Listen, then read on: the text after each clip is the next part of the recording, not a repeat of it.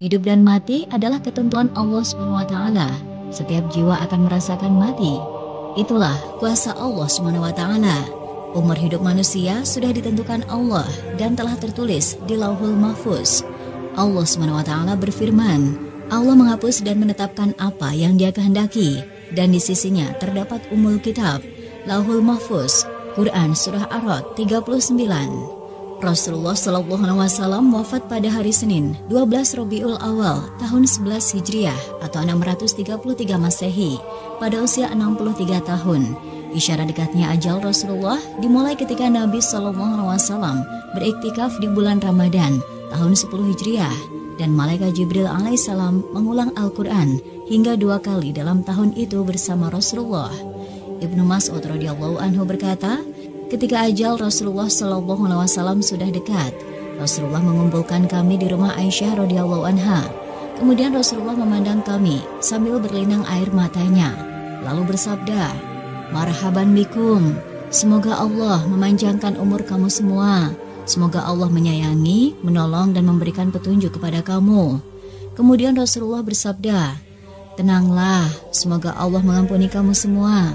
Apabila kamu semua telah memandikan dan mengkafaniku, maka letakkanlah aku di atas tempat tidurku, di dalam rumahku ini, di tepi yang kuburku. Kemudian keluarlah kamu semua dari sisiku. Maka yang pertama-tama mensolatkan aku adalah sahabatku, Jibril alaihissalam, kemudian Mikail, kemudian Israfil, kemudian malaikat Israel beserta bala tentaranya. Kemudian masuklah kamu dengan sebaik-baiknya, dan hendaklah yang mulai solat adalah kaum lelaki dari pihak keluargaku, kemudian yang wanita-wanitanya, dan kemudian kamu semua." Ibnu Rajab mengatakan saat Rasulullah wafat, kaum muslimin tercengang hebat. Ada yang tercengang hingga tak sadarkan diri. Ada pula yang tidak bisa berkata-kata, ada yang tidak mau lagi tinggal di Madinah, seperti Bilal bin Rabah. Bahkan ada yang meminta kepada Allah agar matanya dibutakan Allah SWT, karena dia hanya ingin orang yang terakhir ia lihat adalah Rasulullah, ialah Abdullah bin Zaid. Dan ada yang tidak menerima kematian Rasulullah, seperti halnya Umar bin Khattab radhiyallahu anhu. Aisyah radhiyallahu anha menuturkan, ketika Rasulullah SAW wafat, muncullah kemunafikan di berbagai wilayah.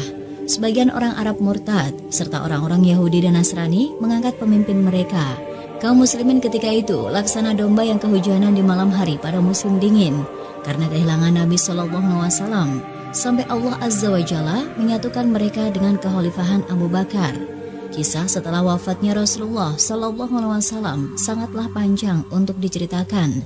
Namun pada kali ini kita fokus dan membatasinya pada satu pembahasan, yakni tentang air bekas memandikan jenazah Rasulullah SAW.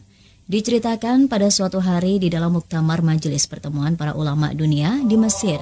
Ketika itu, Syekh Mutawalli Asy-Sya'rawi memiliki pertanyaan yang cukup membingungkan semua khalayak yang hadir. Sebab belum ada dari orang yang hadir dalam majelis itu memiliki pertanyaan seperti beliau.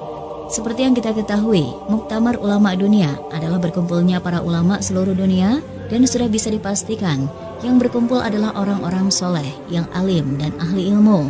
Maka pembahasan dan pertanyaan dalam majelis itu pasti bukanlah pembahasan yang ringan. Maka entah ada angin apa, Syekh Mutawalli Asy-Sya'rawi yang masih muda kala itu tiba-tiba bertanya di tengah-tengah para ulama dunia, air mandi Rasulullah SAW ketika beliau wafat ada di mana?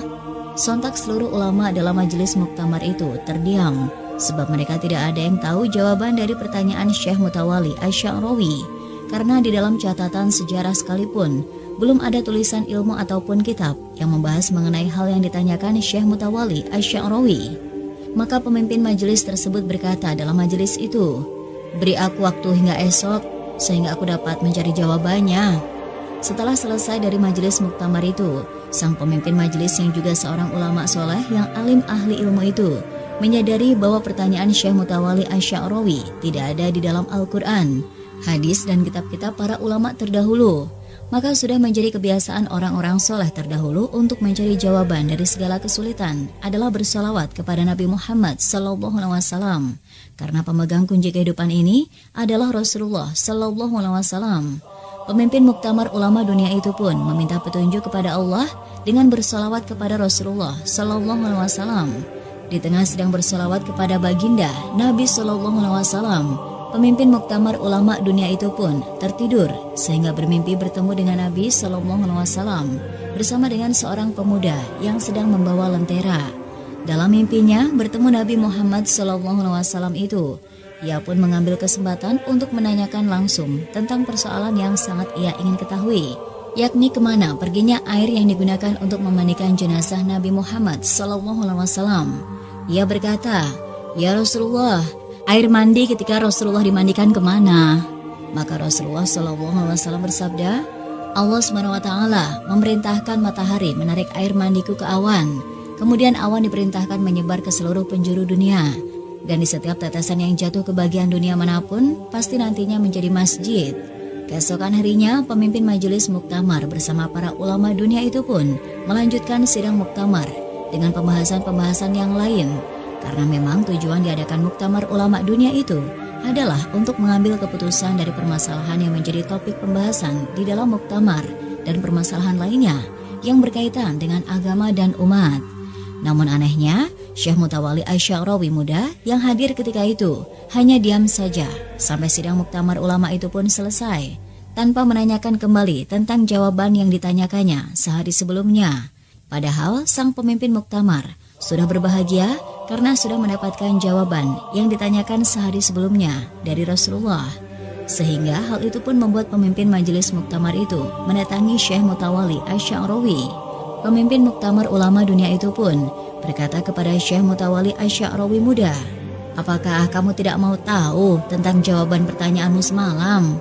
Syekh Mutawali Asy-Sya'rawi berkata, "Tidak, karena aku sudah tahu jawabannya." Syekh Mutawali melanjutkan bahwa Allah SWT memerintahkan matahari menarik air mandi Rasulullah ke awan. Kemudian awan diperintahkan menyebar ke seluruh penjuru dunia. Dan di setiap tetesan yang jatuh ke bagian dunia manapun, pasti nantinya menjadi masjid. Maka tidak ada masjid dari masjid-masjid di dunia kecuali pernah ditetesi air mandi jenazah Rasulullah SAW. Pemimpin muktamar ulama dunia itu pun terkejut dengan jawaban Syekh Mutawali Asy-Sya'rawi. Kemudian beliau melanjutkan, "Wahai Syekh, tahukah kamu siapa pemuda yang kamu lihat bersama Rasulullah semalam?" Pemimpin muktamar itu pun bertanya, "Siapa?" Syekh Mutawali Asy-Sya'rawi, "Pemuda yang bersama Rasulullah membawa lentera itu adalah diriku." Syekh Mutawali Asy-Sya'rawi adalah seorang wali Allah dan ulama besar yang tidak ada ulama yang tidak mengenal beliau dan mengakui tingginya makom beliau. Kisah ini adalah kisah yang masyhur di kalangan para ulama dunia. Semua ulama dunia jika ditanyakan masalah ini, pasti jawabannya sama. Dan kisahnya pas, seperti yang disampaikan oleh Habib Hussein Ba'agil Tuban dan Habib Abdurrahman Bil Faqih. Dan jika para ulama Aswaja ditanya, maka mereka langsung teringat dan membawa nama Syekh Mutawali Asy-Sya'rawi. Sobat seiman yang dirahmati Allah, dan insya Allah selalu dalam ketaatan kepada Allah. Yang perlu kita ketahui adalah bahwa air mandi jenazah Rasulullah SAW tidak semuanya diserap matahari, kemudian diturunkan lagi sehingga akan menjadi tempat dibangunnya masjid-masjid. Tetapi ada sebagian lagi air mandi jenazah Rasulullah SAW yang diminum oleh Sayyidina Ali, yaitu air mandi jenazah Rasulullah yang disiramkan ke bagian wajah dan mata Rasulullah SAW. Hal ini disampaikan oleh Habib Abdurrahman Bil Faqih dan Habib Hussein Ba'agil Tuban dalam majelis. Mereka, Habib Abdurrahman bin Faqih dan Habib Hussein Ba'agil Tuban mengatakan, sejak Sayyidina Ali meminum air mandi jenazah Rasulullah di bagian mata Rasulullah, sejak itu Sayyidina Ali menjadi budak ilmu, ahli ilmu, dan dilelehkan oleh ilmu. Hal ini sesuai sabda Rasulullah SAW yang mengatakan, "Aku adalah kota ilmu dan Ali adalah pintunya. Maka barang siapa yang menginginkan ilmu, hendaklah mendatanginya dari arah pintunya."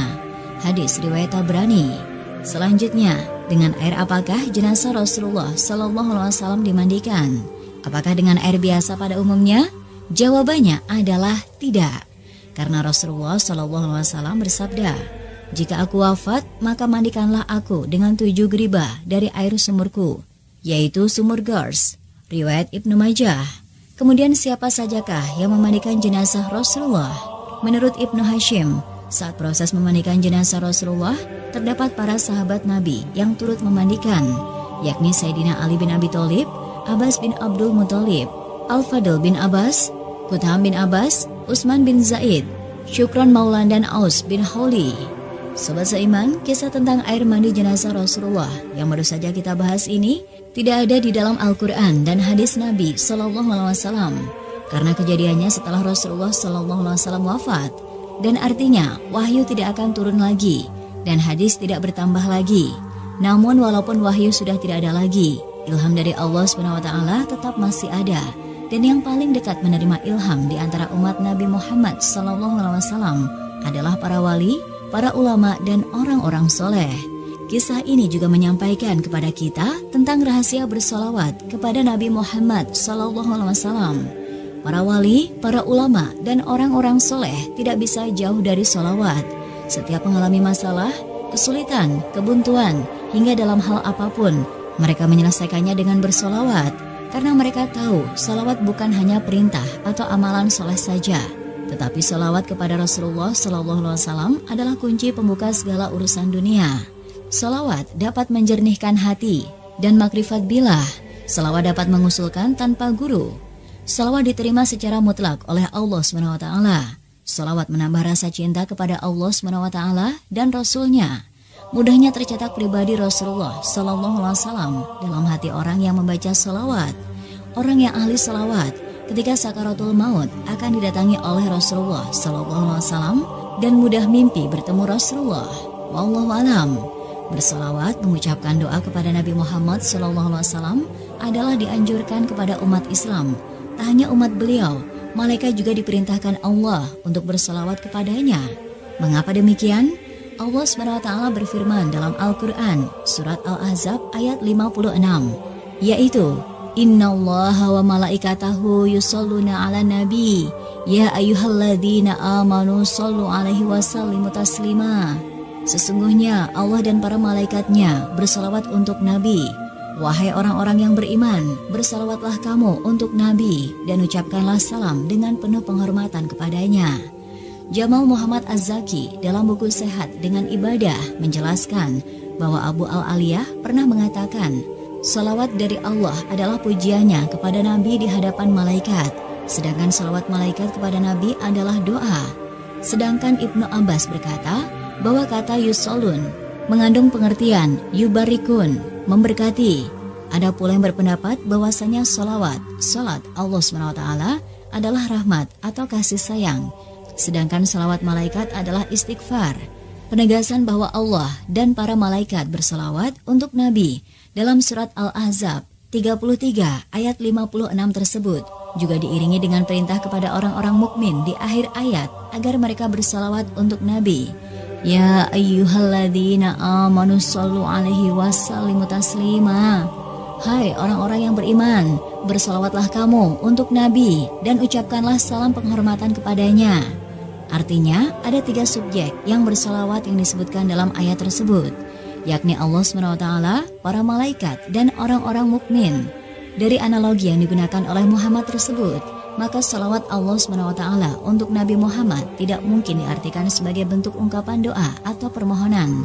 Allah SWT adalah Tuhan yang maha kaya, yang mengayakan, yang maha memberi, lagi maha pemberi, dan yang tidak membutuhkan apapun. Ia tidak membutuhkan doa, karena dialah yang maha menentukan. Sehingga maksud dari salawat Allah dalam ayat tersebut adalah pujian dari Allah kepada Nabi Muhammad SAW dengan memberikan hidayah, karunia, rahmat, dan berkahnya. Demikian penjelasan jumhur ulama. Sedangkan salawat dari para malaikat baru bisa diartikan sebagai doa. Para malaikat berdoa untuk Rasulullah agar diberikan ampunan kepada Allah SWT. Para malaikat juga berdoa untuk orang-orang yang beriman, sebagaimana terekam dalam surat Al-Ahzab 33 ayat 43. Huwaladzi yusolli alaikum wa malaikatu liyukhrijakum minal zulumati ilan nur. Dialah orang yang memberi rahmat kepadamu dan malaikatnya memohonkan ampunan untukmu, supaya dia mengeluarkan kamu dari kegelapan kepada cahaya. Salawat para malaikat untuk orang-orang yang beriman juga dijelaskan dalam surat Al-Ghafir dan surat Asy-Syura. Adapun salawat orang-orang yang beriman kepada Rasulullah juga berarti doa, sebagaimana mereka diperintahkan untuk memintakan wasilah dan keutamaan untuk beliau setelah mendengarkan adzan dan bersalawat ketika disebutkan nama beliau. Dalam ayat ini, orang-orang beriman juga diperintahkan untuk mengucapkan salam penghormatan kepada Nabi, seperti Assalamu alayka ayyuhan nabi. Semoga keselamatan tercurah kepadamu hai Nabi. Sehingga surat Al-Ahzab 33 ayat 56 tersebut bisa diartikan sebagai berikut. Sesungguhnya Allah memberi rahmat kepada Nabi dan malaikatnya memohonkan ampunan untuknya. Hai orang-orang yang beriman, bersalawat kamu untuk Nabi dan ucapkanlah salam penghormatan kepadanya. Secara umum surat Al-Ahzab 33 ayat 56 tersebut bisa diartikan sebagai sindiran kepada kita semua orang yang beriman. Allah dan para malaikat saja bersalawat untuk Nabi, maka kita sebagai umat Nabi Muhammad seharusnya tidak pernah lupa untuk selalu bersalawat kepada beliau, karena jika bukan lewat perantara beliau, kita tidak akan bisa mengenal dan merasakan nikmatnya iman dan Islam. Wallahu a'lam.